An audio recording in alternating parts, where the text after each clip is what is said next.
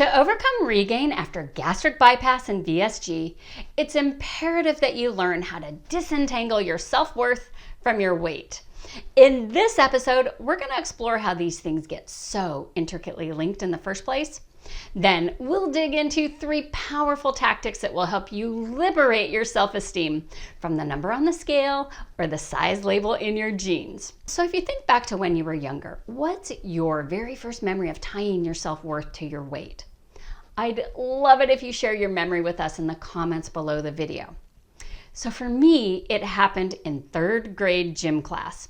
We were out on the field, gathered in a group when the PE teacher announced that our activity for the day would be a game of kickball. I was so excited. I loved kickball. The PE teacher picked 2 kids to be team captains and instructed them to choose who would be on their teams. So one by one, the captains began picking my classmates to be on their teams. The most popular kids got picked first, followed by the less popular yet socially acceptable kids. As this process went on, I began to feel a sense of uneasiness. I realized that I was one of 4 kids yet to be picked, a group comprised of the most unpopular kids that always got made fun of. That's when the reality of the situation really hit me, that I was one of the rejects. Please, please, please, I thought, pick me next, please. But no. One by one, the remaining kids were picked for the teams, and I was the very last person left standing. The girl people teased for being fat. Jelly belly, bowl full of jelly. As the last kid to be picked, I felt like the spotlight was on me. I felt humiliated. I didn't want to play kickball anymore. I just wanted to run to the locker room, hide in a bathroom stall, and cry. Have you ever felt like that? Like you were less than because of your weight? Maybe there's moments you still find yourself feeling like that today. It's no wonder. It's human nature to want to feel like you're part of the tribe, to be accepted by family, peer groups, and society. And for a long time, as long as I can remember, we've been bombarded with everything from in-your-face advertising and messaging that conveys that thin is what's sexy, to disparaging looks and comments from other people that imply that being larger is wrong. That if you're extra curvy, then, well, you just must be a lazy person who sits on the couch eating bonbons every night. Maybe you've even been bullied for your weight or experienced discrimination because of your weight. Because we're besieged with pressures from media, society, peers, and family, many of us begin to associate our weight with our worth. We feel like our self-worth goes up when the scale goes down, and our self-worth goes down when the scale goes up. This is wrong. Even though I lost my post-surgery regain over 4 years ago and have kept it off, I still bounce around within a 5-pound range on the scale. In fact, rarely does the scale display the same number 2 days in a row because, as you know, it's not just calories in, calories out that impacts that number. Weight fluctuates based on stress levels, sleep quality, hormones, water retention, happiness, and so much more. If I still tied my weight to my self-worth like I used to, my self-worth would be yo-yoing around every day. I'd be a hot mess. Seriously, your self-worth should not be bouncing around like a bobblehead on the car's dashboard. Listen carefully because what I'm about to say is super important. You are not your weight. You are not your weight. So let's get into 3 tactics that can help you begin to untangle your self-worth from your weight. 1, identify something you're proud of doing or achieving daily. Every single person I work with in my program shares something in common beyond having had bariatric surgery. They all have a critic living inside their head, that nagging voice that berates them, that voice that all day long points out the negatives, that voice that beats them up for choices that they perceive as bad, that voice that puts them down, telling them that they're a loser, they're a failure, they don't measure up. That critic says things like, you have no willpower, you have no control, so you might as well give it up. What's wrong with you? You ate the donut for breakfast again instead of the hard-boiled egg. I can't believe you skipped your workout again, you lazy bum. Look at you.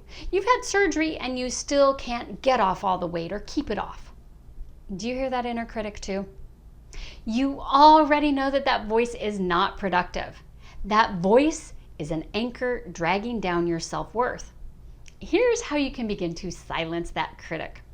I recommend keeping a journal by your bed, and before you go to sleep each night, write down at least one thing that you're proud of doing or achieving that day. You know, most of us are so busy criticizing ourselves for what we're doing wrong that we totally overlook the things we're doing right. Writing down one thing you're proud of each day will help you begin to shift that focus. Now, don't worry, I promise that you can come up with at least one thing each day. I regularly ask the people I work with to share one thing that they're proud of. And when they're just beginning this practice, it's not uncommon for them to say, gosh, I'm coming up blank. I can't think of one thing I'm proud of today. But it's simply because they've been so laser focused on behaviors that they perceive as negative that they don't even recognize all the good that they're doing. When I walk them back through their day and start asking questions, it's amazing how they begin to remember really incredible things they achieved. Oh, I forgot I passed up the donuts this morning in the office kitchen, even though they looked really good. Or, hey, now that I think about it, I got in all my supplements today, or I got in all my water today. Even holding steady is a win. Acknowledge your wins every day, my friend, because those wins matter, and they matter a lot. Hey, before I go on to the next tactic, if you're liking this content so far, I would really appreciate it if you hit the like button. And if you haven't already done so, it would be an honor if you subscribe to my channel. Okay, the second tactic to help you disentangle your self-worth from your weight is to stay grounded in reality. Do you ever feel like life has become one big fat social media filter? Airbrush this, digitally altered that. It seems like everyone's sucking in their bellies, sticking out their booties, and putting on the pouty lips and then popping on filters to make them look like models. We're comparing ourselves to images of women that are not grounded in reality. They don't look like that in real life. You can't measure up to something that's impossible. So get this, there was a study out of Boston University School of Medicine in 2019. It found that over the last 20 years, the size of Victoria's Secret models has gotten smaller and smaller, while American women have gotten larger. The average Victoria's Secret model is about 5'10" and wears a size 4 dress, whereas the average American woman is 5'4" and wears a size 16 to 18 dress. Why do you think that is? Share in the comments below. Now, I can only speak for myself, but I noticed that I spend way more money on my wardrobe when I'm trying to compensate for low self-worth. So the worse advertisers can make me feel about myself, the more I'll spend. Kind of messed up, right? And despite the body positivity and body acceptance movements, a lot of us still want to look like a runway model, right? Even though rationally we know that those models don't look anything like that when they're not photoshopped, or when they haven't spent hours with professional hair, makeup, and wardrobe artists to camouflage all the little imperfections. As Teddy Roosevelt once said, comparison is the thief of joy. Or as I like to say, comparison is the thief of self-esteem, especially when the ideals you're comparing yourself to are not grounded in reality. So remove those false pressures that you're placing on yourself. Look around you. Look at people minus the filters and the Photoshop. Look at people who are real. I find it helpful to make a list of real people I admire.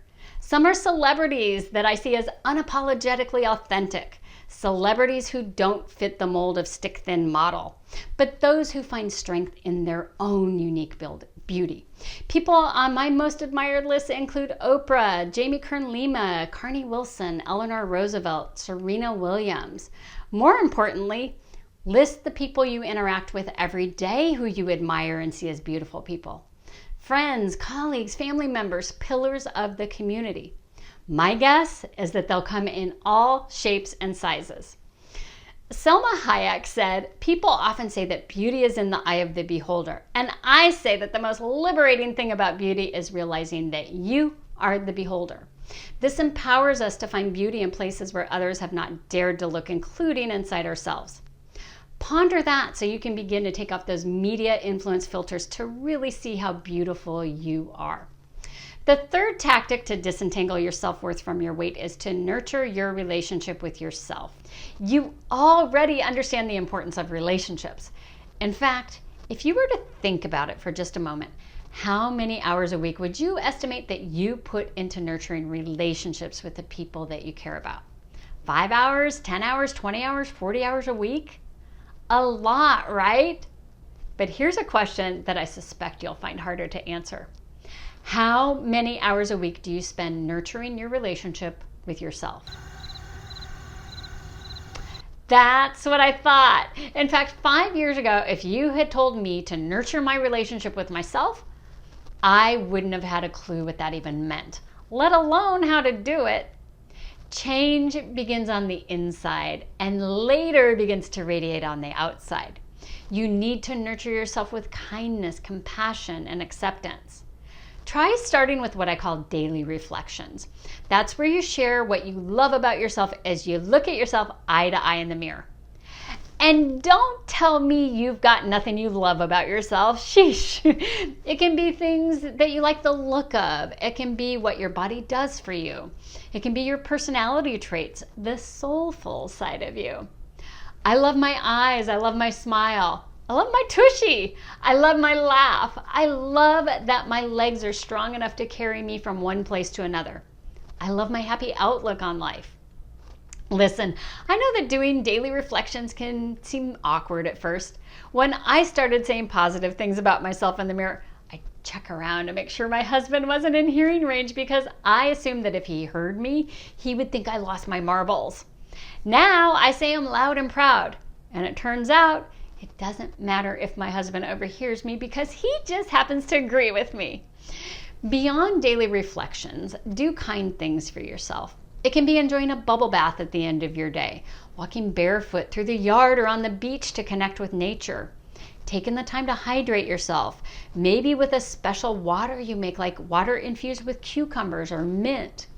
Do simple things to nurture your mental and physical well-being in a way that helps you build up your self-worth instead of knocking it down. Hey, let me know in the comments below which tactic to disentangle your self-worth from your weight most resonates with you. Is it identifying one thing you're proud of every day, staying grounded in reality, or nurturing your relationship with yourself? And are you willing to give that tactic that you resonated with most a try? Until next time, my friends, live with purpose, live with courage, and live with delight.